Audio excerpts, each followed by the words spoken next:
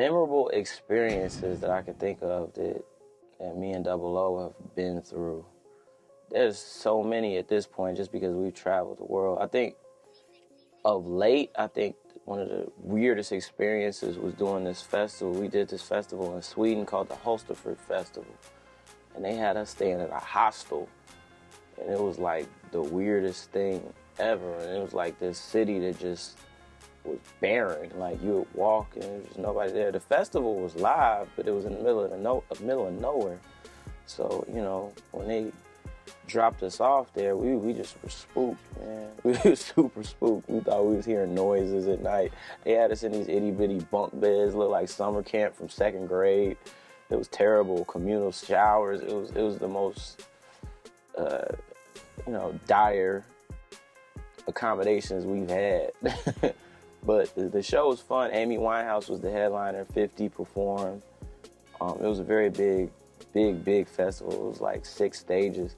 But like the minute the show was over, we got to get out of here because we're not going back to that hostel. It was the weirdest thing ever. It was like this retarded dude who stayed next door. Then there was a family that was across the hall. The baby kept crying. It's terrible. For those that don't know what a hostel is, it's almost like staying in somebody else's house and being like a foreign exchange student or something. only like the beds is like the size of the ones at the homeless shelter. Like, it's crazy. The craziest thing a fan has ever done to me at a show, after the show, this girl asked to lick the sweat off my arm.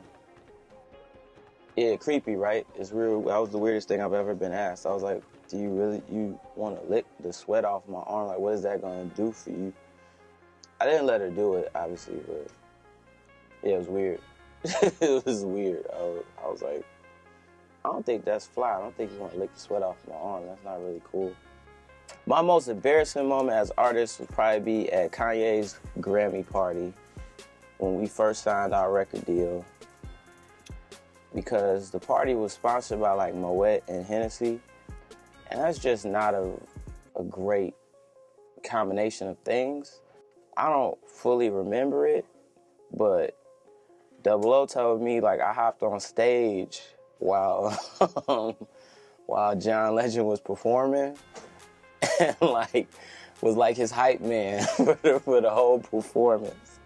And he said it was all good because we know John on some level. Like, John went to school with Double O. I mean, we all went to the same school, but John's older than us. I mean, it was all good. Like, at the end of the day, it was all good. Everybody was partying and celebrating. But I guess, like, people was just like, who is this dude on stage with John Legend? Like, just hyping the whole situation. And it was a wild night. That was like the wildest night. I met so many celebrities that night, and it was like the first real industry party we went to after signing a record deal. So yeah, I was probably too drunk to be embarrassed then, but I was embarrassed the next day when I saw pictures. You know what I'm saying? And I know I talked to like every single celebrity I met that night, every last one of them. Like, I talked to Nelly, I talked to, you know what I'm saying, Reggie Bush.